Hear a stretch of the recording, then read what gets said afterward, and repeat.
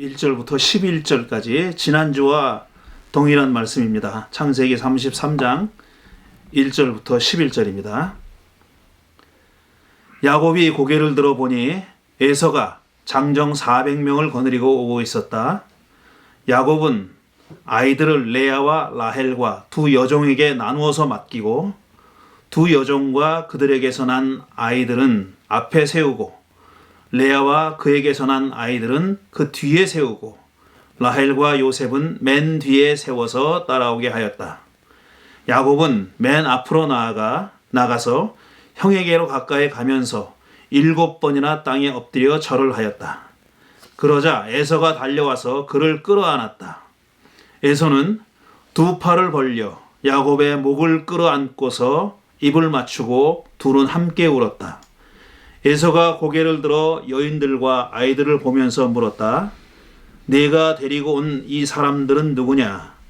야곱이 대답하였다. 이것들은 하나님이 형님의 못난 아우에게 은혜로 주신 자식들입니다. 그러자 두 여종과 그들에게서 난 아이들이 앞으로 나와서 엎드려 절을 하였다. 그 다음에는 레아와 그에게서 난 아이들이 앞으로 나와서 엎드려 절을 하였다. 마지막으로 요셉과 라헬이 나와서 그들도 엎드려 절을 하였다. 에서가 물었다. 내가 오는 길에 만난 가축대는 모두 웬 것이냐? 야곱이 대답하였다. 형님께 은혜를 입고 싶어서 가지고 온 것입니다. 에서가 말하였다. 아우야, 나는 넉넉하다. 너의 것은 내가 가져라. 야곱이 말하였다. 아닙니다, 형님. 형님께서 저를 좋게 보시면 제가 드리는 이 선물을 받아주십시오. 형님께서 저를 이렇게 너그럽게 맞아주시니 형님의 얼굴을 뵙는 것이 하나님의 얼굴을 뵙는 듯합니다.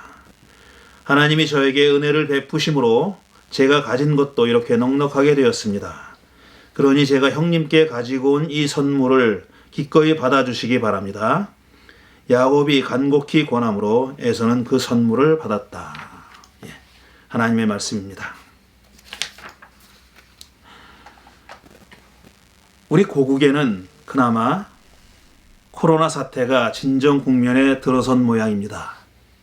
오늘 아침 통계를 보니까 사망자가 104명, 확진자가 8,897명이라고 그렇게 기록되어 있습니다. 사망자 숫자가 거의 늘지 않고 있죠. 그렇지만 우리가 사는 이곳 미국은 이제 시작입니다. 그리고 또 유럽은 걷잡을 수 없는 지경에 이르는 것 같습니다.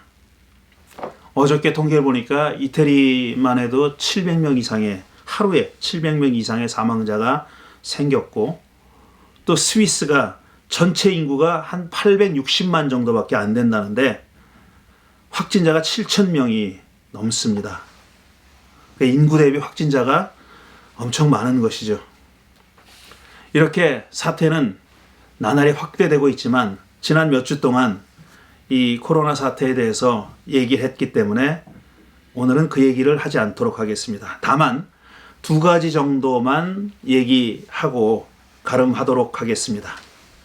작년에 어느 날 우리 교회에 방문해서 우리 예배에 참석했고 또 지난 주일에는 캐나다에서 우리 교회 온라인 예배에 함께 참석하셨다고 하는 최종원 교수님이 계십니다. 이 최종원 교수님이 최근 코로나 사태를 겪으면서 한국 기독교에 대해서 반성한 글이 있습니다. 그 글의 일부를 제가 읽어드리겠습니다. 사회 이성과 비판적 사고에 대한 공감이 약하고 모든 것을 신앙으로 환원하는 경향이 한국 교회에 깊이 자리 잡고 있다. 이것이 더 확실한 그러나 허황된 약속을 하는 사이비들이 들어오는 틈이다. 그런 점에서 정통 기독교와 사이비 종교는 경계가 생각보다 좁을 수 있다. 교회가 성경 공부를 안 했기 때문이 아니라 성경 공부에만 그쳤기 때문일지도 모른다. 거기에 안주하고 신앙의 성찰에 관심을 두지 못했기 때문이다. 신앙은 비록 작은 믿음이랄지라도 살아내는 삶으로 드러나야 한다. 이런 글을 쓰셨습니다. 지금 코로나 바이러스 때문에 가장 큰 고통을 겪고 있는 지역이 대구 경북 지역입니다.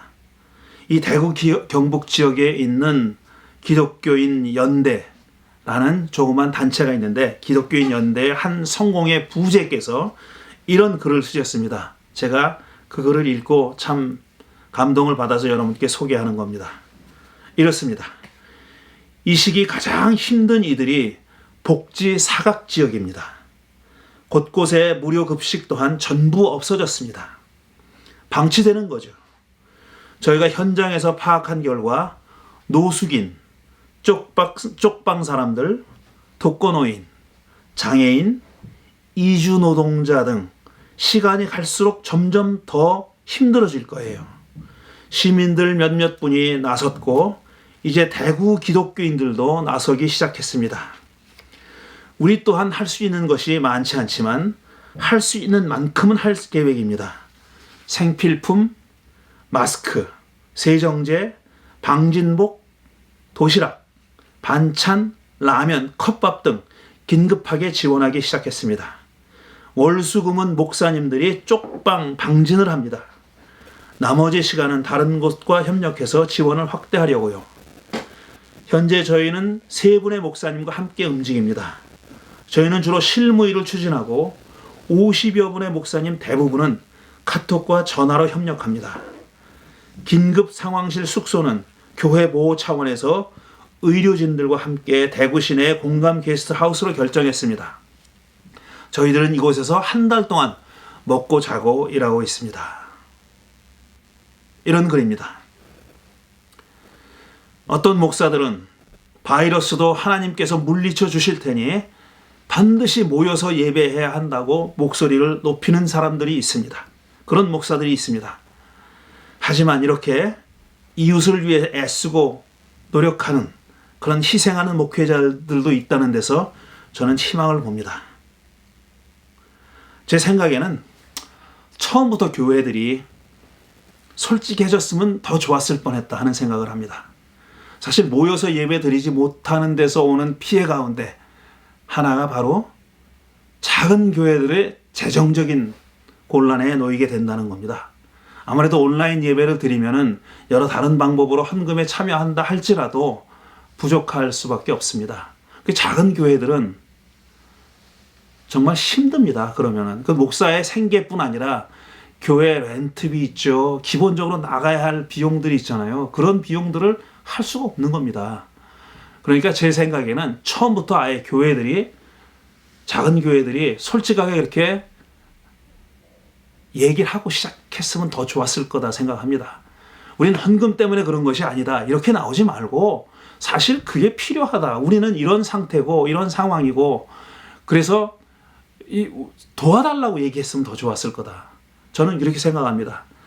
형편이 좀 나은 교회들, 좀 큰 교회들 아니면 다른 데서든지 이렇게 도움을 받아가지고 이 어려운 시기를 넘겼으면 더 좋지 않았을까 하는 생각을 지금도 저는 해보고 있습니다.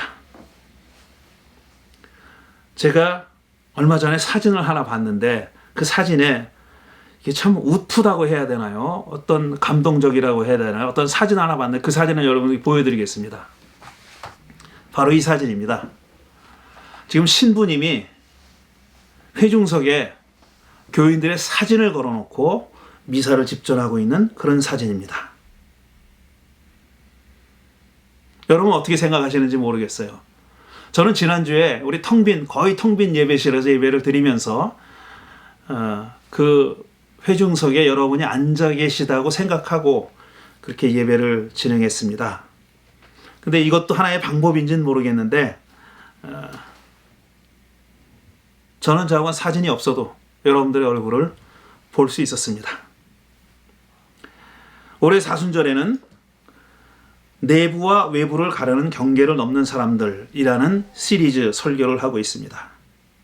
예수께서 전한 하나님 나라 복음은 그 내용도 물론 중요하지만, 내용도 획기적이지만 그에 못지않게 중요한 것은 그 하나님 나라의 백성이 누가 될 수 있느냐, 그 하나님 나라의 백성의 자격이 누구에게 주어지느냐 하는 것과 관련해서 예수님은 다른 사람들이, 그때 당시 사람들은 전혀 상상하지 못했던 파격적인 주장을 하신 것입니다. 그게 뭐냐 하면은 자격이라는 건 애시당초 없다는 겁니다. 어떤 사람들은 하나님 나라에 들어갈 수 있고 어떤 사람들은 들어갈 수 없는 게 아니라 모든 사람들이 다 하나님 나라의 백성이다라고 주장한 것입니다. 그것이 내용 못지않게, 아니 어떤 점에서는 내용보다 더 획기적이고 더 혁명적인 주장이었고 당시의 유대교 지도자들이 받아들이지 못했던 점이 바로 그것입니다. 어떤 기준을 정하는 것은 자기들이 정한 기준보다 더 높은 기준을 예수님이 얘기하셨을 수도 있습니다. 그것도 자기들이 얼마든지 받아들일 수 있는 건 받아들이고 아니면 또 타협할 수 있는 건 타협하리라고 생각했을 겁니다.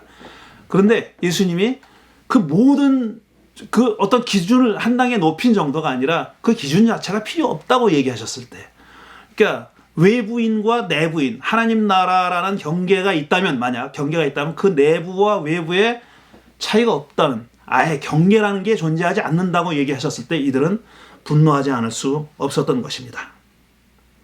요즘 참 우스갯소리가 많이 도는데 이런 식으로라도 웃고 지나가야 된다는 그런 마음에서 나온 것이겠죠. 트럼프가 대통령이 될 때 공약한 바도 있습니다. 멕시코와 미국 사이의 국경에 장벽을 세우겠다고, 그래서 넘나들지 못하게 하겠다고 했습니다. 요즘 우스갯소리가 있습니다. 그 장벽이 멕시코에서 남미에서 미국으로 들어오는 사람들을 막는 장벽이 아니라 미국의 코로나 바이러스가 멕시코 국경을 넘어서 멕시코로 넘어가는 것을 막는 국경이 될 수도 있다라는 그런 우스갯소리들을 하는 사람이 있습니다. 물론 바이러스를 어떻게 장벽이 막겠습니까? 하지만 그 장벽이라는 것이 얼마나 터무니없는 것이고 사악한 것인지를 보여주는 그런 우스개죠. 이스라엘 사람들은 아브라함 이래로 자기들이 특별히 하나님의 선택을 받은 선민이라고 그렇게 믿어왔습니다. 자기들 이외의 여타 종족들은 선택받지 못한 백성들이고 따라서 그들은 멸망당할 수밖에 없다. 하나님의 구원을 못 받는다. 이렇게 믿어온 거죠. 구약 성서도 전체적으로 봐서 그렇게 규정하고 있는 것이 사실입니다. 맞습니다. 그게 사실입니다. 분명히 전체적으로 봐서 구약 성경은 그렇게 전제하고 있습니다. 하지만 두 가지 점을 생각해 볼 수 있는데, 첫째로 이런 규정이, 그런 구분이, 그러니까 우리들은 선택받은 백성이고 너희들은 아니다, 그들은 아니다 라는 이런 구분이 이스라엘 사람들만 했던 것은 아니라는 얘기입니다. 이집트와 메소포타미아 문명을 포함해가지고 그 중동 지역의 모든 종족들이 다 그렇게 생각했습니다. 자기들이 믿는 자기들의 신, 그러니까 종족신이죠. 그 종족신은 자기들만 구원하기로 선택했다는 겁니다. 여타 종족들은 관심이 없는 겁니다.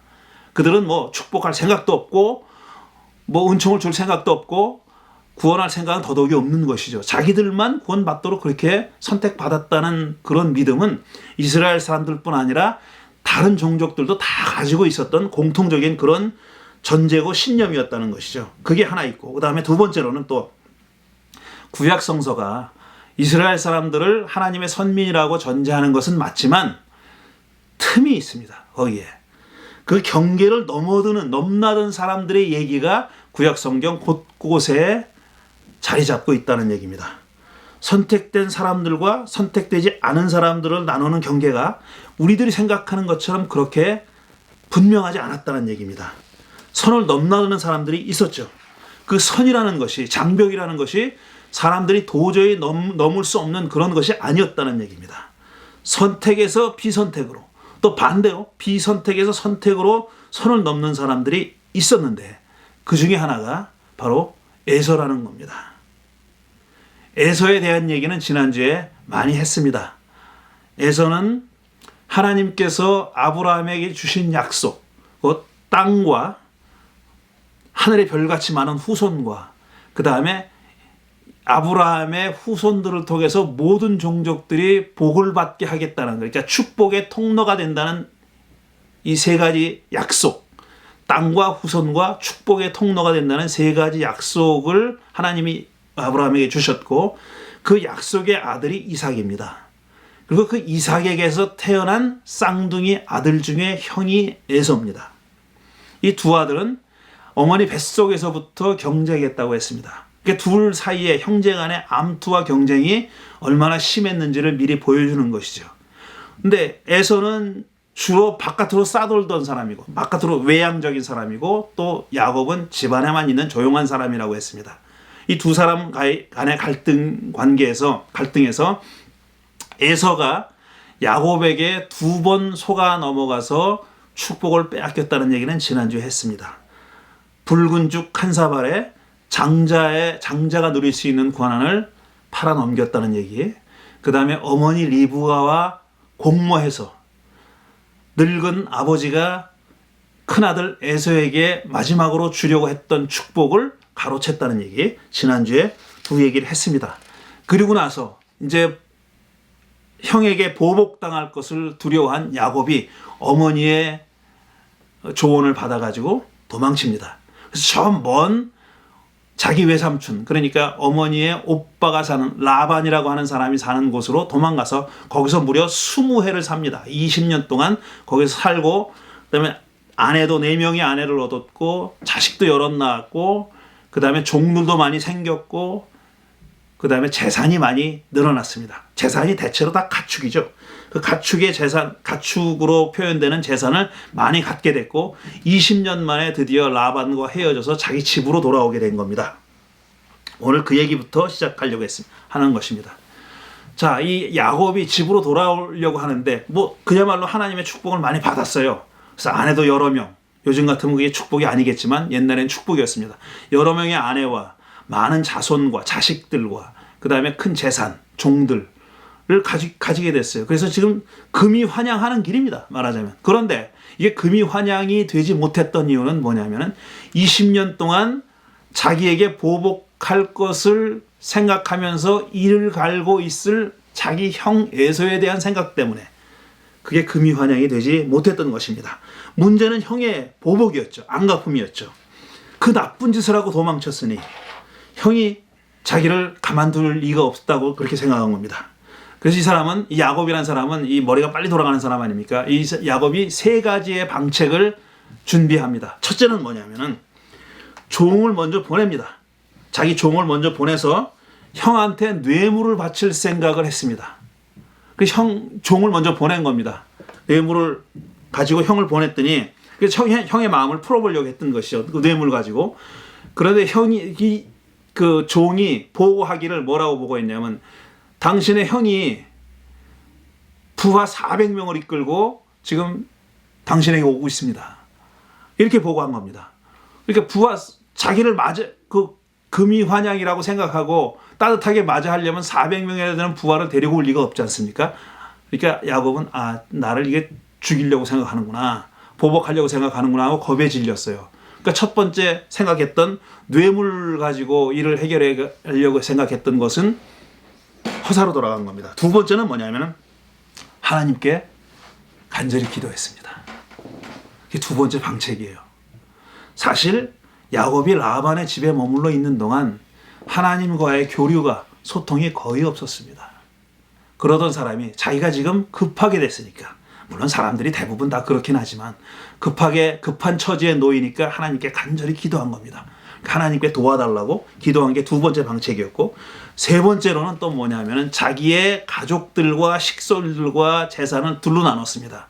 그래서 둘 중에 절반은 먼저 보내는 겁니다. 그 절반은 뒤에 보내는 거예요. 자기는 뒤에 남은 겁니다. 그러니까 절반의 식솔들을 보고 형이 마음을 풀어주기를 바라는 거죠. 그 재산과 식솔들을 보고 마음을 풀어주기를 바라는 거죠. 만약에 그게 실패해도 그 절반은 잃을 각오를 한 겁니다. 그리고 자기는 뒤에 남은 거예요. 그러니까 절반은 잃어버리더라도 자기는 살아야 되겠다 이렇게 생각한 겁니다. 참 대단하죠. 그래서 그렇게 한때를 보내고 나서 자기는 홀로 이 강 이편에 앉아가지고 하룻밤을 지내게 됐고, 그 밤에 야곱은 하나님과 만나서 밤새 씨름합니다. 이게 창세기 32장에 나온 얘기고 제가 여러 번 얘기한 거기 때문에 자세히 반복하지 않겠습니다. 하나님은 밤새도록 야곱과 씨름하다가 야곱을 당할 수가 없게 됐어요. 야곱이 더 씨름을 잘한 겁니다. 그렇게 되자 반칙을 합니다. 야곱의 급소를 쳐서 쓰러뜨리죠. 그래서 이 야곱은 급소를 얻어맞고 나서도 하나님께 사정을 합니다. 당신 이름이 뭐냐고, 물론 그때는 하나님인지 모르는 상태였죠. 어떤 이가 나타나서 자기와 씨름한 거니까 그 어떤 이의 이름이 뭔지를 알려달라고 사정을 합니다. 그러니까 하나님이 왜 내 이름을 묻느냐고 그러면서 가르쳐주지 않죠. 그 대신 하나님은 야곱의 이름을 바꿔줍니다. 야곱에서 이스라엘로 이름을 바꿔주고 그를 축복해 준 다음에 떠나가죠. 그제서야 야곱은 자기가 씨름한 상대방이 하나님이었다는 것을 깨닫습니다. 그냥 보통 사람이 아니라 하나님이었다는 사실을 깨닫고 자기가 하나님의 얼굴을 보고도 죽지 않았구나 라고 이렇게 말하면서 그 장소에 브니엘이라는 이름을 붙여줍니다. 브니엘이라는 말은 그야말로 말 그대로 하나님의 얼굴이라는 뜻입니다. 브니엘, 하나님의 얼굴입니다.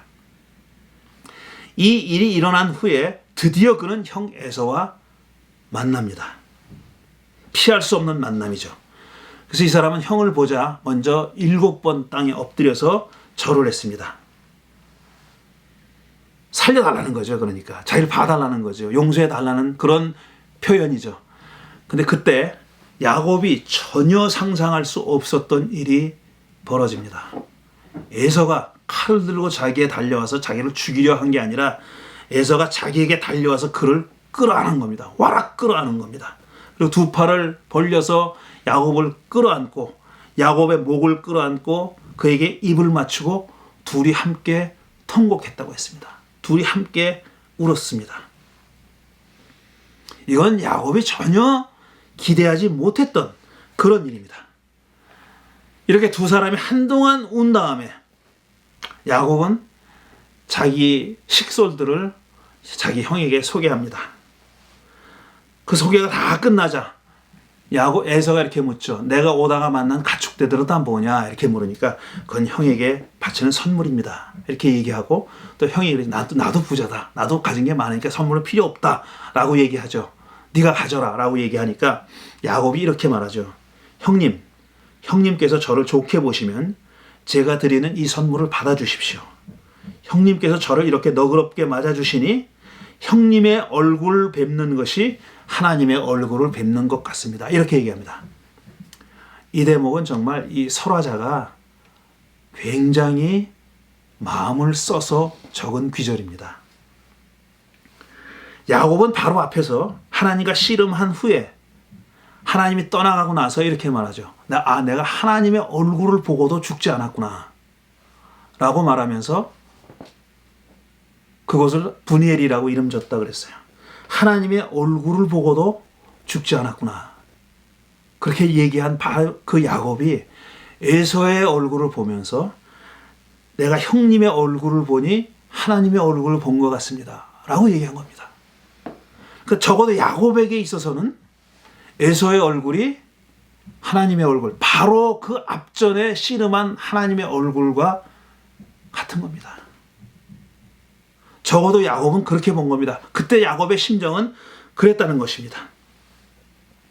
지난주에 말씀드렸듯이 에서는 에돔이라고 하는 이방 족속의 조상입니다. 아주 에돔 족속과 이스라엘 족속 간의 관계는 정말 얄궂은 관계입니다. 아주 적도 아니에요. 그렇지만 또 형제도 아니에요. 아주 애매모호한 얄궂은 그런 관계에 놓여 있었는데 그게 여기서 비롯됐다고 보는 겁니다. 근데 그 야곱이 바로 에서를 보고 형님의 얼굴을 보니 하나님의 얼굴을 본 것 같습니다 라고 그렇게 얘기한 겁니다. 에돔은 선택된 족속이 아닙니다. 에돔은 이방인입니다. 그런데 그 에돔의 조상인 에서에게서 야곱이 하나님의 얼굴을 봤다고 이 설화자는 얘기하고 있는 것입니다. 제가 에서의 입장이 돼가지고 한번 생각해 봤어요. 그는 자기를 속이고 도망친 야곱이 20년 만에 돌아온다는 소식을 들었습니다. 그 세월 동안 에서가 어떤 삶을 살았는지 우리는 모릅니다. 카메라는 바로 야곱이 살고 있던 라반의 집으로 옮겨가서 거기서 일어난 일만 전하고 있습니다. 고향에 있던 에서가 어떤 삶을 살았는지에 대해서 이런 반구 얘기하지 않기 때문에 우리는 에서가 어떤 생각을 가지고 어떤 삶을 살았는지 알지 못합니다. 그 20년 동안 정말 칼을 갈면서 야곱 이놈 오기만 해봐라, 내가 죽여버리겠다, 그러면서 살았는지, 아니면은 형제간에 원한이라는 게 그렇게 오래 갈 수 있습니까? 그냥 그 다 잊어버리고 때때로 야곱을 그리워하면서 살았는지 우리는 모릅니다. 우리는 몰라요. 설화자는 단지 야곱에게만 관심이 있고 에서에게는 관심이 없었기 때문에 야곱에 대해서 우리가 알고 있는 바가 전혀 없습니다. 그런데 그가 어느 날 야곱이 돌아온다는 소식을 들은 겁니다. 잊고 살았던 그 옛날 일이 생각났을지도 모르죠. 그래서 이놈 드디어 오는구나, 내가 단단히 응징해 주리라, 이런 생각을 하고 400명의 부하를 이끌고 나갔는지 모르겠어요. 모릅니다. 어쨌든 400명의 부하를 이끌고 그는 야곱을 맞이하러 나간 것이죠. 아마 야곱 심정에는 야곱은 400명의 부하를 이끌고 나온다니까 드디어 나를 죽이려고 하는구나 라고 생각하고 두려워 떨었겠죠. 그런데 참 놀라운 일은 이겁니다. 그 에서가 자기의 모든 특권과 축복을 가로챈 그 에서의 얼굴을 보자마자 20년이 지난 후에 20년 동안 못 보던 그 얼굴을 보자마자 자기가 가지고 있었던, 바로 앞전까지, 바로 직전까지 가지고 있었던 그 분노가 씻은 듯이 사라진 겁니다. 그래서 그는 야곱을 보자마자 그에게 달려가서 그의 목을 끌어안고 키스를 하면서 입을 맞추면서 둘이 함께 엉엉 운 겁니다. 저는 이 광경을 떠올리면서 1983년이었죠. 1983년 6월이었습니다. 그 KBS 여의도 KBS 방송국 앞에서 벌어졌던 그 이산가족 찾기, 무려 5달 동안 이어진 그 이산가족 찾기, 그 방송이 생각났습니다. 저희도 이산가족이잖아요. 저희 어머니 아버지가 다 이북 출신입니다.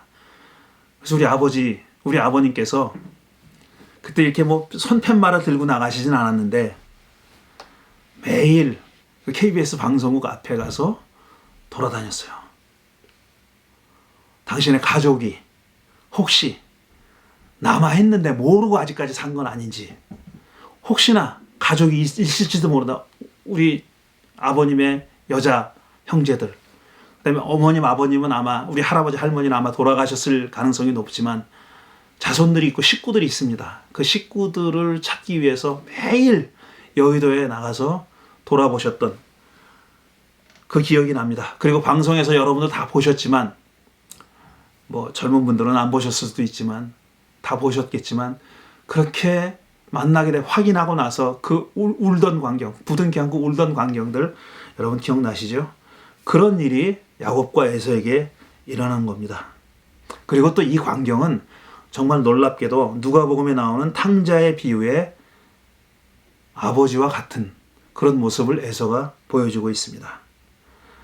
그 아버지 역시, 비유의 아버지 역시 정말 거짓골이 돼가지고 돌아오는 아들을 멀리서 바라보고 자기 아들이라는 것을 안 다음에 그의 목을 껴안고 입을 맞췄다고 누가복음에 이렇게 전하고 있습니다. 마치 에서가 야곱을 보고 그랬듯이.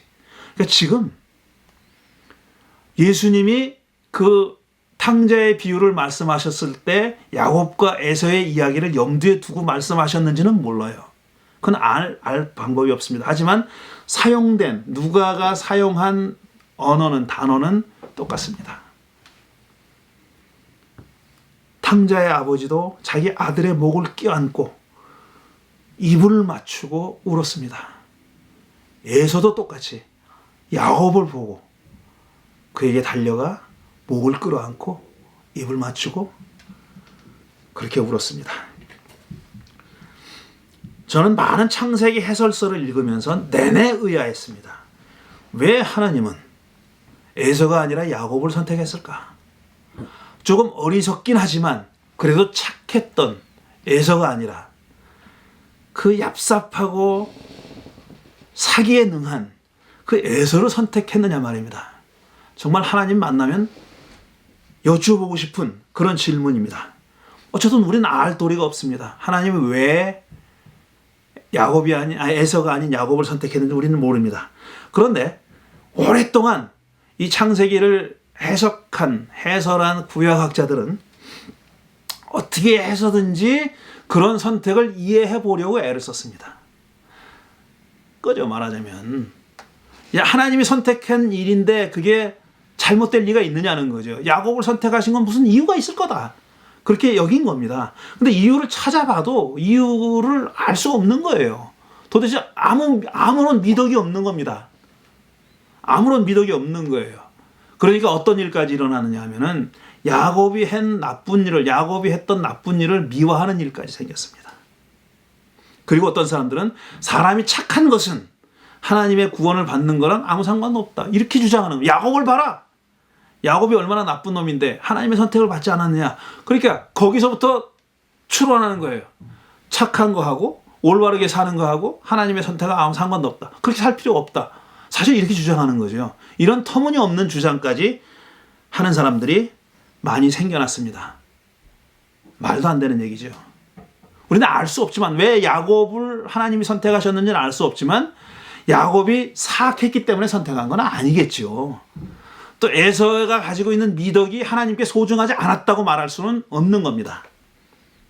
어쨌든 많은 학자들이 야곱에게만 주의를 기울였고 에서는 사실 관심 밖의 인물이었습니다. 이게 사실 남의 얘기만도 아닌 것이 제가 몇 년 전에 낸 그 알 수 없는 하나님 창세기 해설서인데 거기도 찾아보니까 에서에 대한 얘기가 없더라고요. 저도 에서에 대한 얘기를 쓰지 않은 겁니다. 어떤 기회가 있을지 모르겠지만 제가 많이 반성했습니다. 앞으로도 기회가 있으면은 이 잘못을 되돌리는 그런 길을 찾아보려고 생각하고 있습니다. 여러분 누가 더 선민 같습니까? 누가 더 선민이 되어야 마땅합니까? 누가 하나님의 선택을 받을 자격이 있습니까? 저는 누가 뭐라고 해도 야곱보다는 에서가 더 자격이 있다고 믿습니다. 저는 그렇게 생각합니다. 근데 구약시대에 어쨌든 야곱이 선택을 받은 거는 사실이고, 우리는 이유는 모르지만 그게 사실이라는 것은 돌이킬 수 없는 그런 일입니다. 하지만 예수님은 그런 건 없다고 얘기하신 겁니다. 하나님이 더 이뻐서 선택하는 족속이라는 건 존재하지 않는다.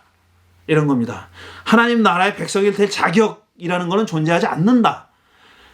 하나님 나라에서는 외부인과 내부인이라는 게 존재하지 않는다. 그렇게 말씀하신 겁니다.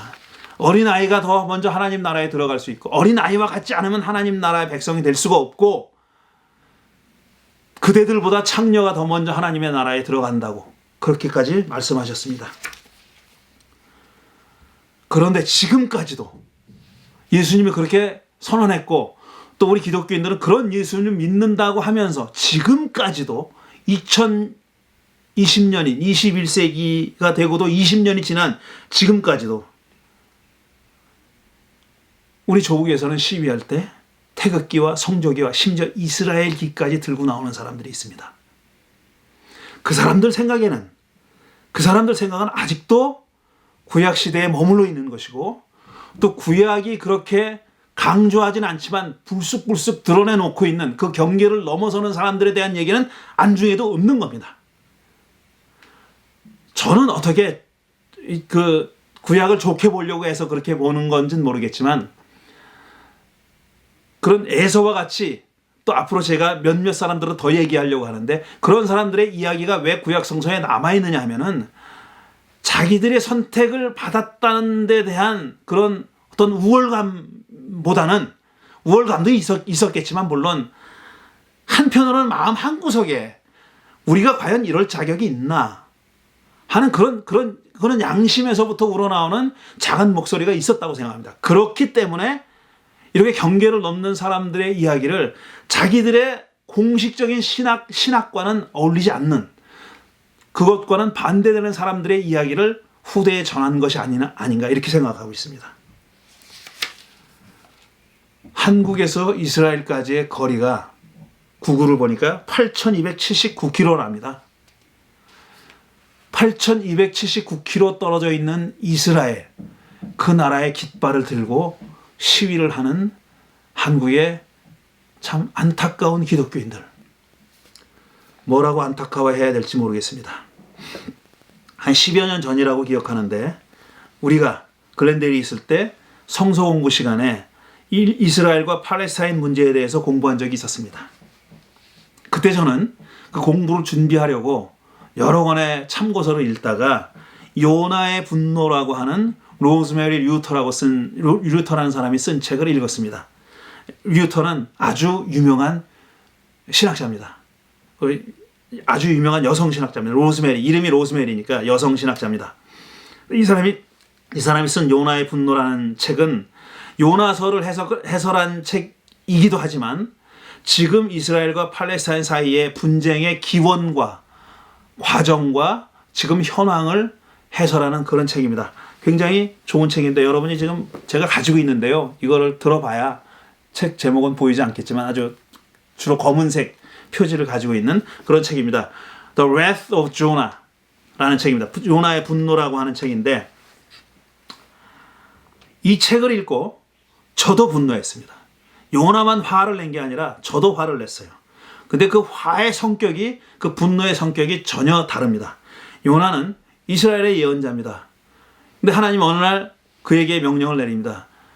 아시리아, 이스라엘의 철천지 원수인 아시리아의 수도 니느웨에 가서 전하라고, 회개하라고 전하라고 그렇게 명령을 내렸어요. 근데 그게 하기 싫은 거예요. 요나는 자기의 철천지 원수인 아시리아가 회개해서 하나님의 구원을 받는 게 싫은 겁니다. 그래서 도망갑니다. 배를 타고 다시스로 도망가다가 우여곡절 끝에 결국은 물고기 뱃속에 들어가서 3일 밤낮을 잊기도 했고 어쨌든 니느웨에 가서 전하죠. 그랬더니 놀랍게도 왕을 비롯해서 모든 니느웨 백성들과 또 가축들까지도 죄를 뒤집어 쓰고 회개했다고 그랬어요. 그러니까 하나님이 마음을 돌이키십니다. 그들을 멸망하고 심판을 해왔다는 마음을 돌이켜서 심판을 안 하기로 한 거예요. 그랬더니 요나가 화가 났습니다. 그 wrath of Jonah, 요나의 분노는 그래서 난 화입니다. 그래서 난 분노. 왜 멸망받아 마땅한 놈들을 멸망 안 시킵니까? 왜 멸망시키지 않습니까? 왜 그들을 살려둡니까? 그래서 화가 난 거예요. 자기들의 철천지 원수인 아시리아 사람들, 그 중에 그 수도인 니느웨에 사는 사람들을 하나님이 심판하지 않기로 한 것에 대해서 화가 난 겁니다. 저는 그런 요나를 보고 화가 난 거예요. 이게 도무지 사람들이 자기가 구원받는다는 것만 가지고는 만족을 못하는 거예요. 남들은 다 죽어야 되는 거예요. 그래야 자기의 구원이 빛나는 거예요. 예수 천당 불신 지옥이 바로 그거 아닙니까? 예수 믿고 천당 가시고 싶으신 분은 가시라고요. 근데 아닌 사람들은 지옥 가야 된다고 생각하는 거예요. 그래야 자기가 가는 천당이 빛나는 거예요. 이런 이기적인 사람들이 예수쟁이 인척을 하고 있습니다, 지금. 저는 그런 요나에 화가 나고 그런 신학을 가지고 있는 이스라엘 사람들에게 화가 난 겁니다. 저는 이스라엘에 한 번도 가본 적이 없어요. 앞으로 가게 될지 안 가게 될지 모르겠습니다. 그렇게 가고 싶은 생각은 없습니다. 근데 제가 그 지역에 오래 살다 온 사람들 아니면 길고 짧은 기간 동안에 살다 온 사람들은 여러 명 압니다. 그 사람들에게서 들은 얘기 중에 공통적인 얘기가 있었어요. 그게 뭐냐면은 거기 살다 온 사람들이 하는 얘기가 이스라엘 사람들은 굉장히 똑똑하대요. 굉장히 머리가 잘 돌아간대요. 좋게 말하면 지혜롭다 그럽니다. 굉장히 자기 거 잘 챙기고. 근데 팔레스타인 사람들은 중동 사람들은 정반대라는 거예요. 왜 비슷하게 생긴 사람들이 이렇게 반대일 수가 이 성격이 이렇게 반대일 수가 있나 하고 그게 의아하다고 말하는 사람들이 제가 한두 명 만난 게 아닙니다. 그렇대요. 중동 사람들은 특히 팔레스타인 사람들은 좀 어떻게 보면 너무 바보 같다고 할 정도로 순진하고 어벙하답니다. 그러니까 그렇게 당하고 사는 거예요. 지금 이스라엘이라는 나라의 궁극적인 목적이 뭔지 아세요? 자기네가 소위 하나님으로부터 선물로 받았다는 땅에서 팔레스타인 사람들은 모조리 다 몰아내는 겁니다. 한 사람도 빠짐없이 몰아내는 거예요. 거기 두 정부를 세울 생각이 그들은 없어요. 그들은 그런 생각을 하지 않아요. 궁극적으로는 얘네들 다 쫓아내고 우리끼리 살겠다라는 겁니다. 죽든 말든 상관하지 않습니다. 그게 이스라엘 사람들이에요. 이스라엘 사람들이 바라고 추구하고 있는 그런 것입니다.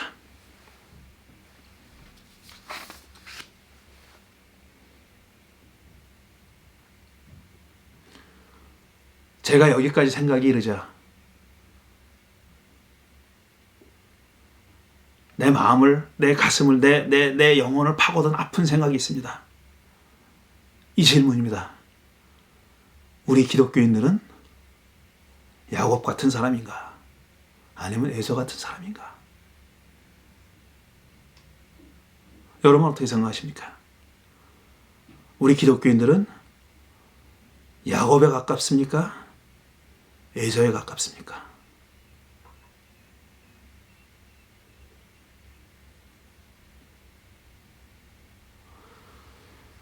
어떻게든 생각할 수 있습니다.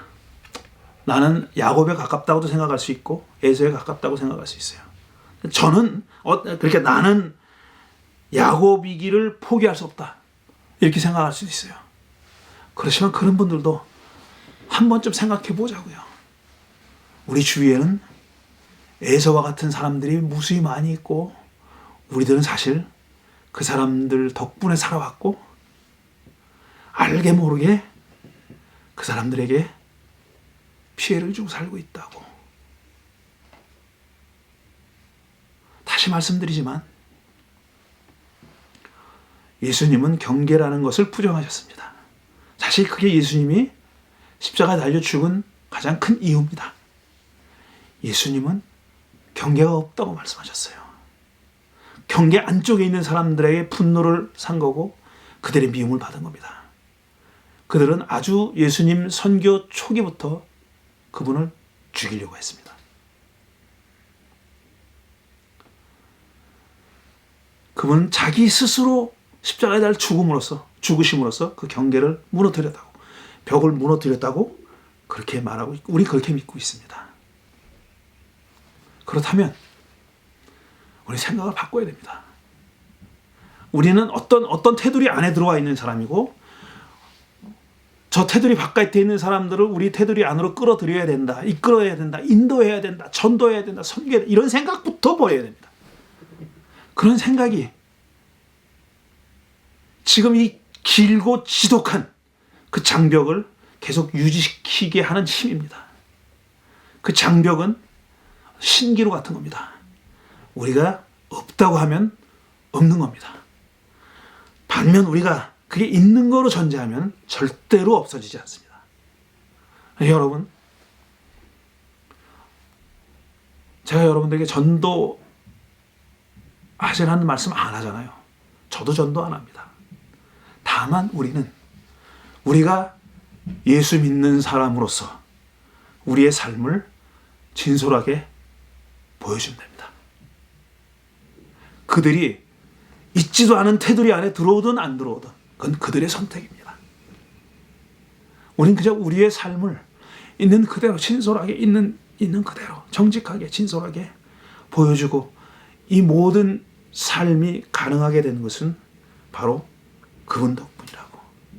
그분의 복음이 우리 안에 들어와 우리를 이렇게 만들어줬다고 그렇게 삶으로 증언하면 되는 것입니다. 에서에 대한 얘기는 여기까지 하고 다음 주일에는 유다의 딸 다말에 대한 얘기를 해보도록 하겠습니다. 오늘 드린 말씀을 생각하며 잠시 묵상하도록 하겠습니다.